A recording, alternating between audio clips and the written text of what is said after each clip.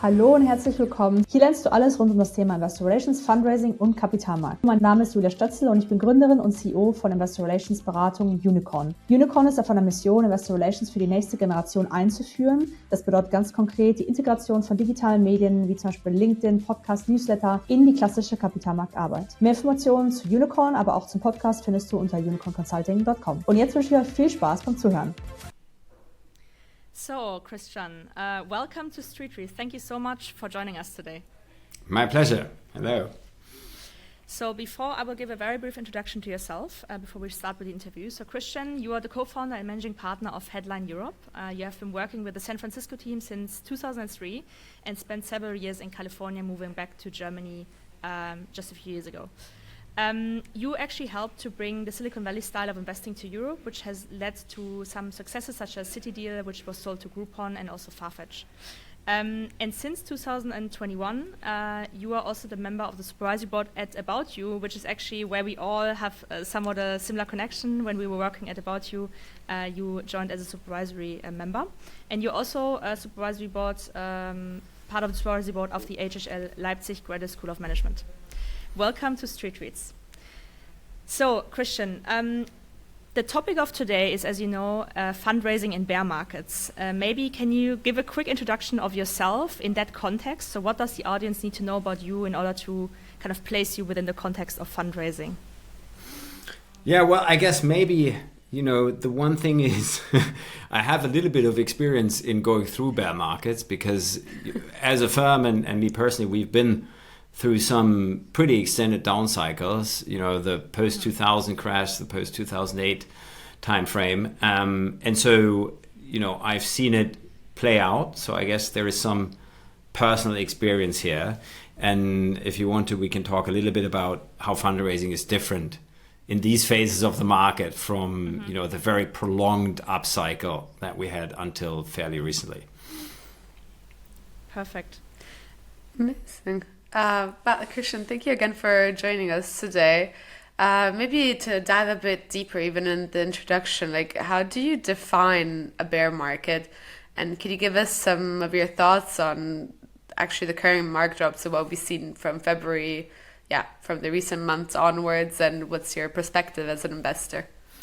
Yeah, I think that's a great question because if you think about it, bear market is usually defined more in public market terms, right? And people look at, a prolonged decline in share price, call it down more than 20% over, a certain period and these definitions. If you think about, though, what's relevant for our world, the world of venture capital and private markets, you don't have that day-to-day mark-to-market, we're back up to 18% or something. And it's much more about sentiment. So for me, the relevant factor is, do you have a overwhelmingly positive sentiment and expectation for what's to come, or is it negative? And if you double click on that negative sentiment, I think the difference oftentimes is what risks do investors perceive? And when a market is in a relatively steady shape and people have confidence in the future, you think of risks that you can assess. So let's call them the known risks.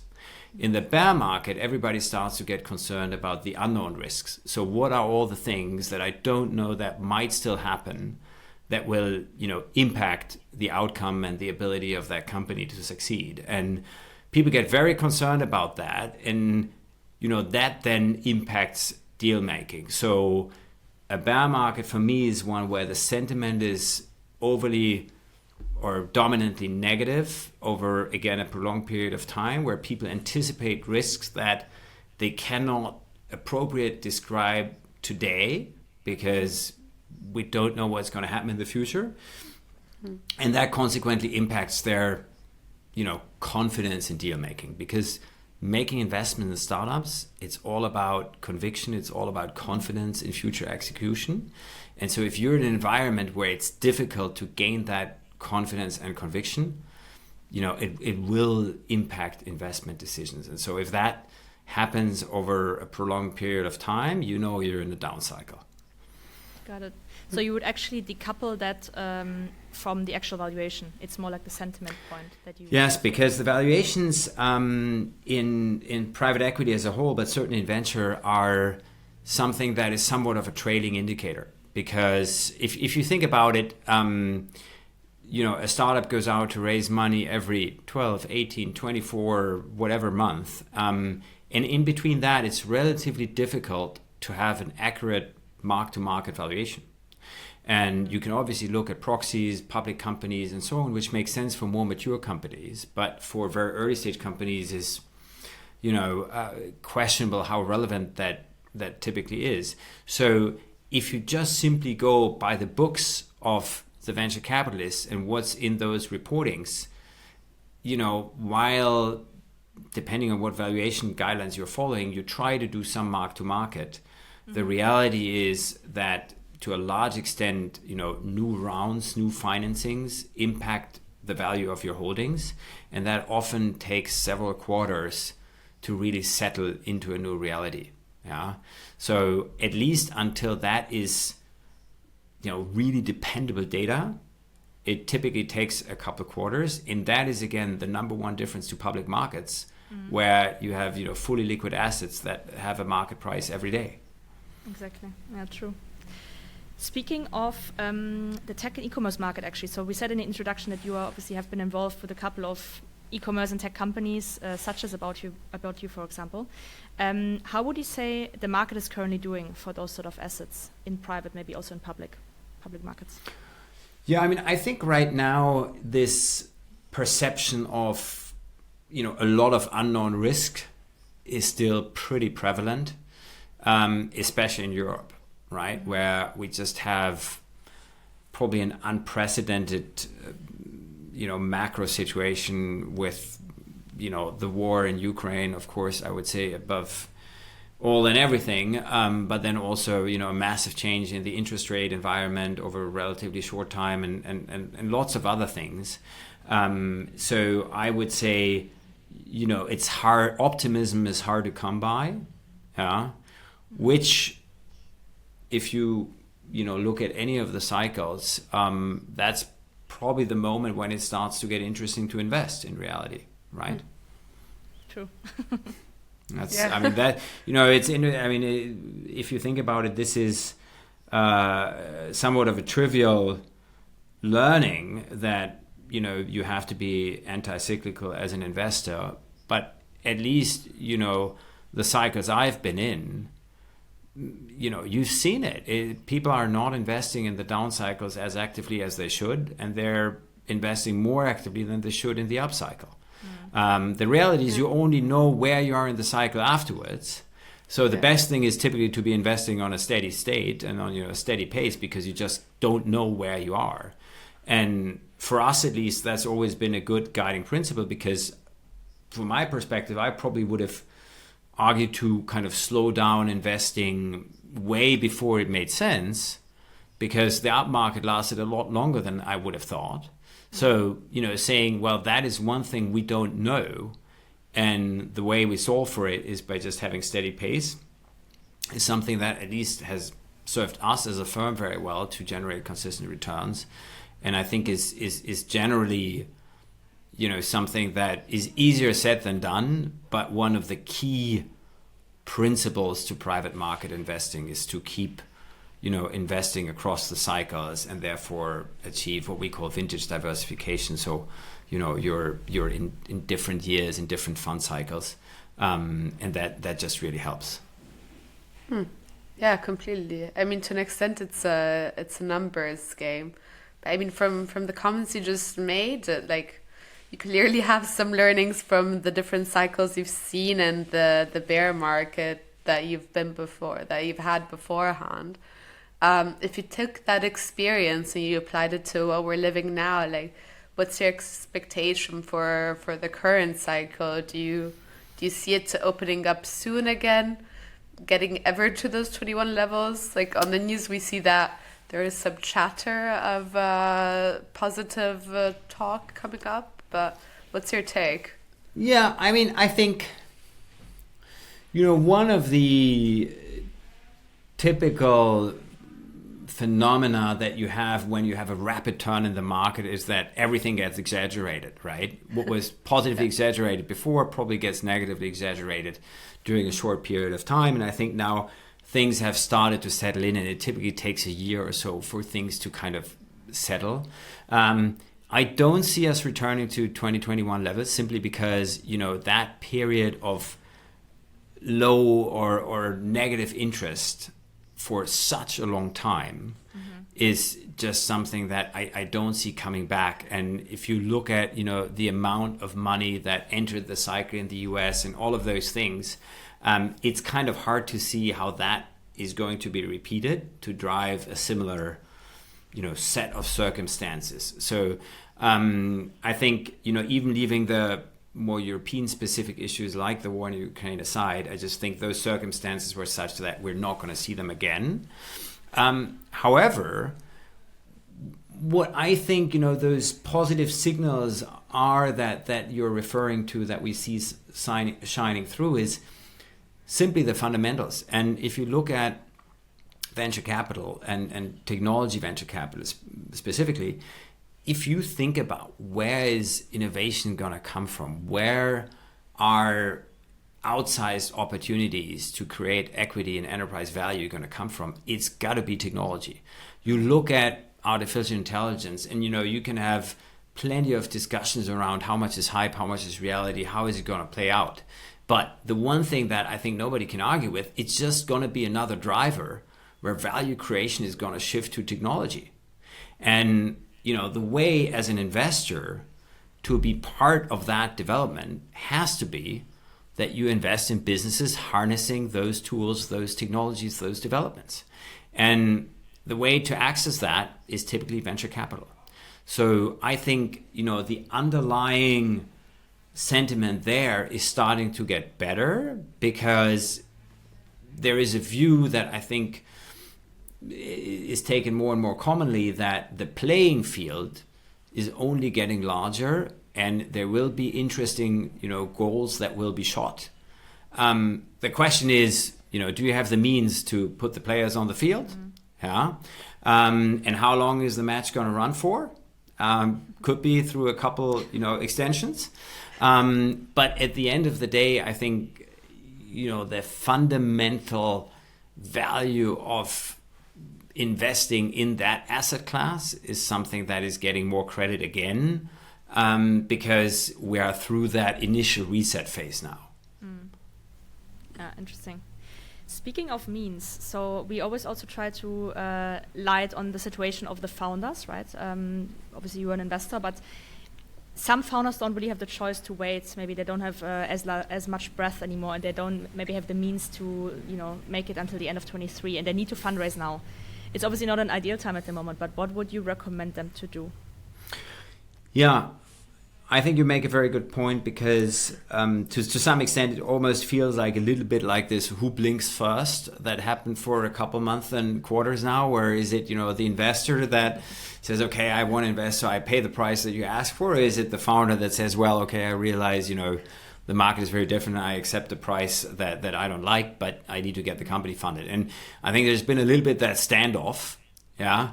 And at some point that standoff is going to break, and I think we're going to see a wave of that happening probably in the second half of this year. And the math that I think anybody who's been reading posts on LinkedIn has seen is that you look at the second half of 21 as sort of the peak of a lot of fundraising, and you move that out by 24 months as an average runway, you just end up in the second half of this year. Take that plus minus 1 or 2 quarters, and that's the time frame when a lot of companies have to fundraise. And I think the leading indicator of that for companies that will have a difficult fundraise are letting go people, and you've definitely seen waves of that now in the first half of this year already to a large extent, right? And that's a typical leading indicator. So when it comes to raising money, I think the most important thing is just to be mindful of, let's say, the newer reality. And the new reality is going to mean that, the valuation that you get is only an output at the end of the process. It was very easy to start with that during the up market, where you could focus on getting a competing process, and there was a lot of interest. Now I think you have to focus much more on the process itself, prepare it much more, and also understand that it's a process. So starting early by really thinking about who are the 5 to 10 firms that I think are the best fit for me, where the stars could align, and starting to build relationship with investors at those firms before you actually start the fundraise, updating them on a regular basis, just trying to be on their radar, so that when you can then switch the process live, where there it's all about at the same time having a number of conversations, so you have a little bit of leverage when it comes to hopefully getting several offers. But not having started cold, I think, is really important, because in this cycle of the market, it just takes longer to get investors to this level of conviction. This energy that came from a competitive process is harder to come by. And so, starting early, building true relationships with investors who ultimately will invest in your ability to execute in a difficult macro environment. Yeah, where you need to have a trust relationship. Investing in that early on, I think, is really, really helpful. Beyond the usual things, be well prepared, have all your numbers ready, and all that kind of stuff. But I think, it's the shift we're seeing this year is again from a very transactional nature to a more relationship-driven nature, and I think that is something that has to be put into the calculus. That you're not only optimizing for a transaction where it's like, hey, here are the materials, here is what I want, and you run a process, but to the fact that you're making deals with ultimately individual decision makers that obviously are part of a partnership, but that need to have conviction in you, and that relationship building just takes time and effort, and so recognizing that, I think, is really important. And then ultimately, of course, have realistic expectations around terms and conditions that you can achieve in this environment, right? It's a tough one. It's not an easy game to play. But would you say, you have different case scenarios, of course, but do founders have other options other than equity fundraising at this point? Would you say that debt is back in fashion, or are there other means of doing it? Not really, to be honest. I think if anything, the option set has tightened. Yeah. This is a back to the roots kind of year. So you are back to the investors who are tailor-made for whatever stage you're in, right? If you're farther down the line, sure, there will be debt available as well, probably at terms that are not as attractive as they were, but it will be in the mix. The earlier you are, the more it's just pure equity and VC. I think all these, adjacent options are a little bit more on the retreat in a market where cost of capital has just gone up, fairly dramatically over the last 12 months. And what about other regions? So if someone says, okay, I cannot find any investors in Europe, is the US still more open? I've heard not really either. Or is it the Gulf region or maybe Asia? Any recommendations on that one?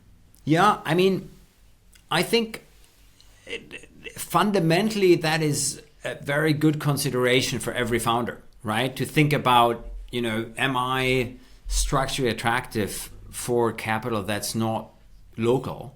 Yeah. Because that just can be another motivation. If you, take the Gulf economies as an example, right? They're obviously trying to diversify away from fossil, drivers. So for them, it's interesting to buy into assets that are outside of their region. Yeah, that's a positive. The flip side is typically that it comes with lots of other barriers. Those people may not be familiar with your home market as much as you would like them to. They, may be looking at companies from all over the world. So the competitive set for you is going to be much larger, right?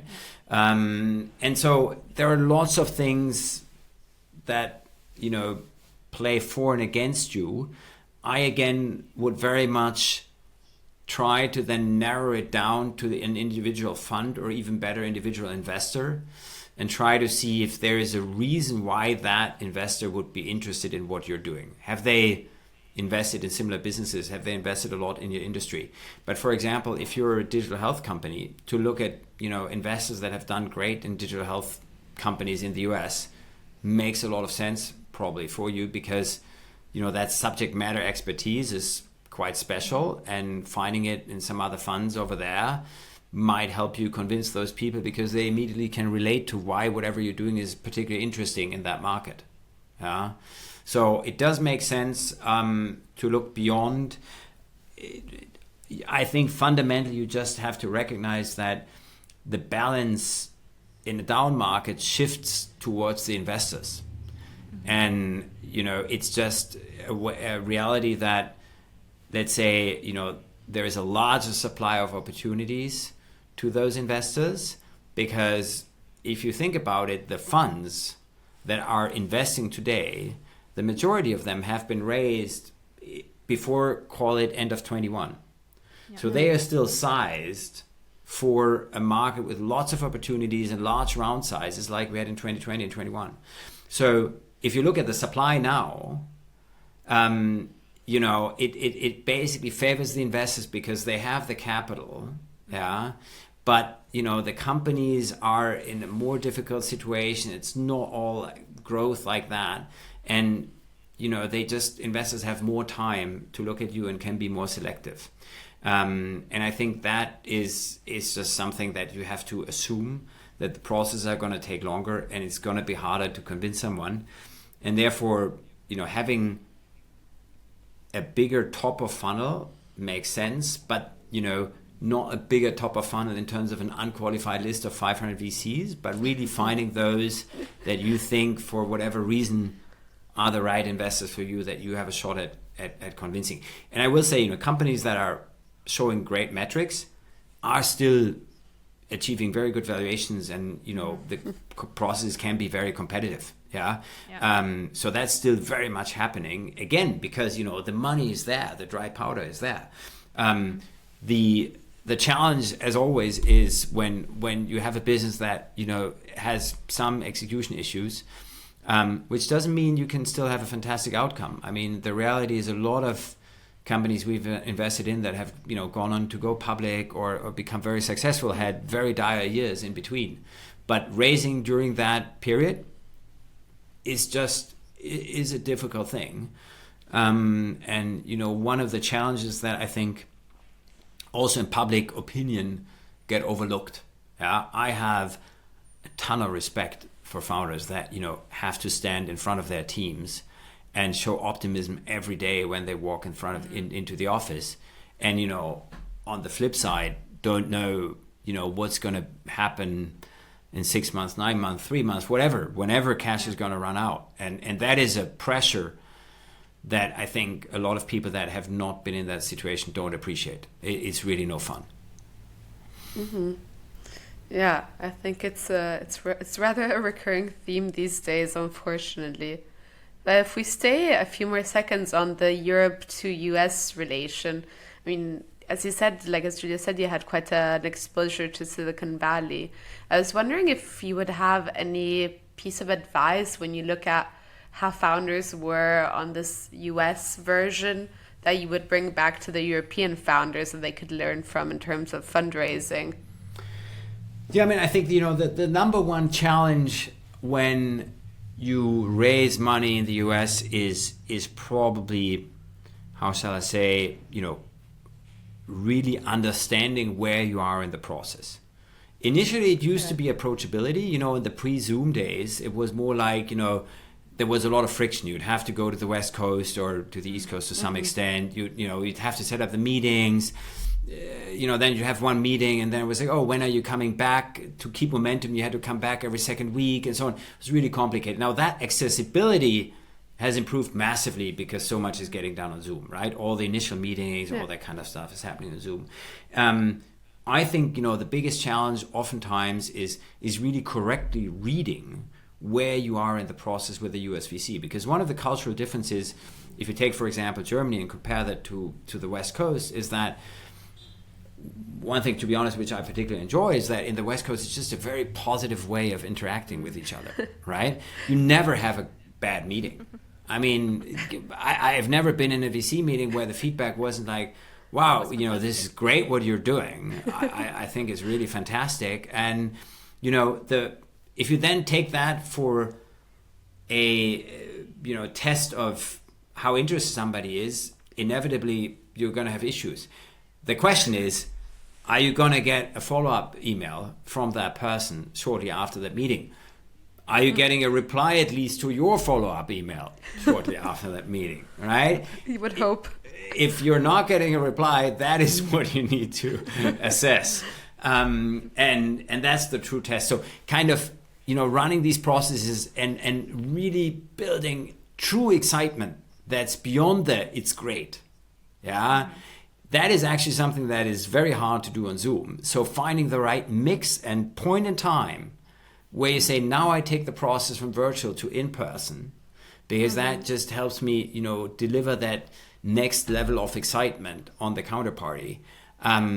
That is something that you need to do very carefully, and for which is very important to be able to, have a sense of how do I read an investor who comes from a different, cultural environment or different ecosystem. Yeah. Right. Okay, as we're trying to keep these sessions very snappy these days on the second season, we only have one last question left for you. What is your big investment bet for 2023? My big investment bet. So, it's a little bit always like when you ask for the favorite child, because, I love all my kids and I love all our companies. But I do think, despite all the hype, I think that, the biggest bet is on companies, technologies leveraging artificial intelligence. If you think, 23 is still pretty long, we're still going to see a lot of interesting developments. And maybe it will come from somewhere completely else. And, the chances are we'll invest in things we don't know about yet. I mean, this is what we get paid to do.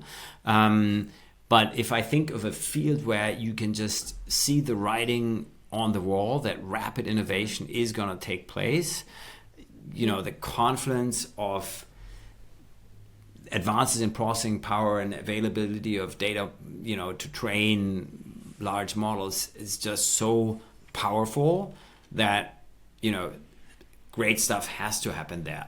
Yeah, and will happen. Obviously has lots of challenges and, that we don't have the time to discuss now as well. But, there will be rapid advance. And whenever you have tectonic shifts in technology development, somebody is finding opportunity. And so I think that's probably a very exciting field for the deals that we haven't done yet in this year. Amazing. Thank you so much, Christian. It was really insightful. And thanks for your time as well. And looking forward to seeing you maybe one day in person. My pleasure. Thank you so much. Thank you again. So, wir sind jetzt auch schon wieder am Ende des Podcasts angekommen. Ich hoffe, dir hat diese Episode gefallen. Wenn du Hilfe brauchst bei irgendwelchen Kapitalmarktthemen oder digitalen Investor Relations Themen, dann melde dich gerne unter unicornconsulting.com und buch dir einen ersten freien Consulting Call. Wir würden uns ebenfalls darüber freuen, wenn du uns auf Social Media folgst, zum Beispiel YouTube, TikTok, Instagram oder auch LinkedIn, oder wenn du einfach einen Like da lässt. Ich wünsche euch alles Gute und bis zum nächsten Mal. Eure Julia. Ciao.